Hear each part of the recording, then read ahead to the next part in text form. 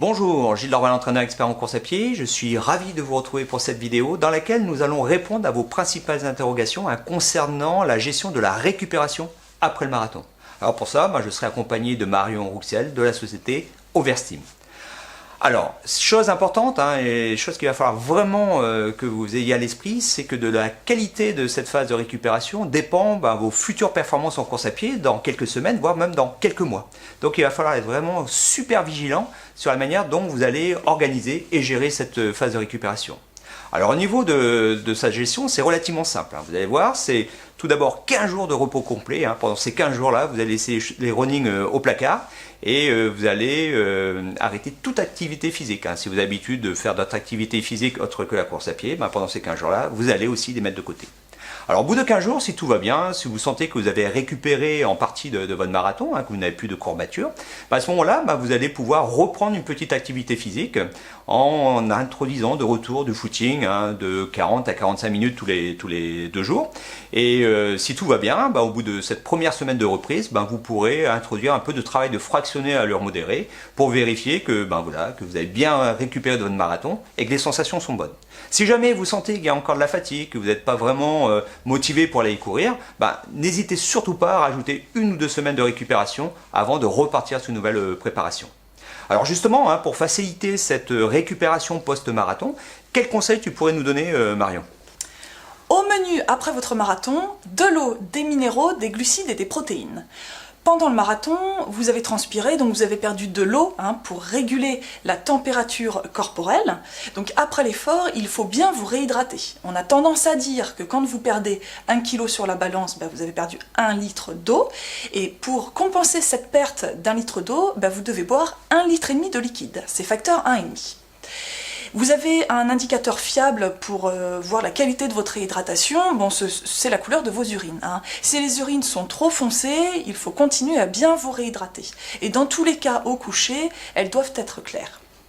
Il faut également consommer des minéraux juste après l'effort, parce qu'avec la transpiration, vous perdez certains minéraux, notamment du sodium, du potassium, du magnésium, et ces minéraux doivent donc être apportés après l'effort pour rétablir l'équilibre hydroélectrolytique de l'organisme. Ensuite, vous avez épuisé vos réserves de glycogène musculaire et hépatique. Il faut donc revoir la recharge énergétique, il faut apporter des glucides juste après l'effort, et il faut également apporter des protéines puisque vous avez lésé certaines fibres musculaires pendant l'effort. Il faut savoir qu'un apport de protéines après le marathon va vous permettre également d'améliorer vos défenses immunitaires qui sont affaiblies après un exercice comme le marathon. Alors, tout est bien fait parce qu'on sait qu'un apport simultané de glucides et de protéines, ça permet une meilleure resynthèse du glycogène musculaire. Et pour apporter tous ces éléments, il y a un timing bien précis à respecter. Les choses sont là aussi bien faites, puisqu'après l'effort, il y a un moment clé où l'organisme est apte à se régénérer plus rapidement. C'est ce qu'on appelle la fenêtre métabolique. Et il faut profiter de cette fenêtre métabolique qui s'ouvre juste après la fin de votre marathon pour apporter des minéraux, des glucides, des protéines et bien vous réhydrater afin d'optimiser votre récupération. Ça, c'est très important. Alors moi, j'ai tendance à dire, sans bien sûr vous stresser, vous presser, mais que il est plus efficace de consommer du coup votre ration de récupération, même dans la demi-heure, on va dire même dans l'heure, qui suit la fin de votre marathon. Donc les solutions tout en un peuvent être une boisson de récupération, elles vous réhydratent, elles apportent donc les minéraux, elles ont des glucides, des protéines, donc c'est vraiment une solution pratique. Et j'aime cette solution liquide parce qu'après l'effort, la masse sanguine ne s'est pas encore forcément bien répartie à nouveau au niveau du système digestif, et puis on n'a pas toujours faim après un marathon, donc le fait d'être liquide, ça ne surcharge pas le système digestif.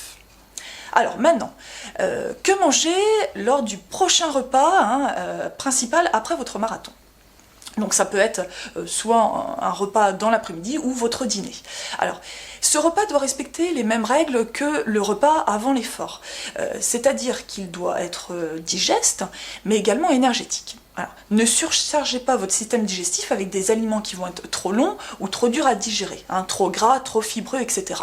Alors, il faut avoir dans votre assiette une bonne moitié de féculents. N'oubliez pas que les pâtes al dente sont plus des sucres rapides, des sucres lents, pardon, justement. Ne cuisez pas trop vos féculents, les pâtes, le riz. Vous accompagnez cette moitié de féculents avec des légumes à volonté. Les légumes donc alcalinisent l'organisme, donc permettent en fait de tamponner l'acidité que vous allez libérer pendant l'effort.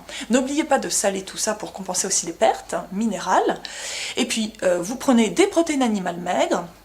Vous terminez par un produit laitier et un fruit, par exemple, sous forme de compote. Alors, il y a certains aliments à limiter quand même après l'effort, notamment les boissons alcoolisées, qui ne sont pas des bonnes boissons de récupération. Ouais, des fois, on se fait plaisir après un marathon. Alors, tout de même. ouais, tout à fait. On entend souvent que la bière contient beaucoup de minéraux, or elle ne compense pas les pertes minérales, hein. Ça c'est un petit peu un mythe. Et puis en plus, l'alcool donc perturbe la glycémie, donc il est compliqué de refaire de bonnes réserves énergétiques en ayant bu de l'alcool. Donc ça veut dire que ça ne doit pas être votre première boisson après l'effort. Évitez également tout ce qui va être trop acidifiant juste après l'effort, donc pas d'excès de viande rouge ni de fromage juste après un marathon. Ok, parfait. Donc là, c'est pour les heures qui suivent le marathon. Et pour les jours suivants, comment tu vois l'alimentation? Quels sont tes conseils? Alors bien sûr, conservez une alimentation variée et équilibrée, garante de votre bonne santé, donc des performances physiques à venir. Et puis pensez vraiment donc aux aliments qui vous apportent des antioxydants, donc notamment les végétaux. Les antioxydants permettent de tamponner les radicaux libres, qui sont des petites molécules instables que l'on produit pendant l'effort. Donc prenez les fruits, les légumes. Et puis pensez également aux aliments qui apportent des oméga 3, puisqu'ils sont anti-inflammatoires. Donc privilégiez notamment les huiles de colza ou les huiles de noix, et puis consommer du poisson gras. Ok, parfait. Bon, écoutez, maintenant, on vous laisse le loisir de vous approprier tous ces conseils, toutes ces informations. Pour notre part, on va vous souhaiter une bonne phase de récupération post-marathon, et puis on vous retrouve très prochainement pour de nouveaux conseils. À très bientôt. À bientôt.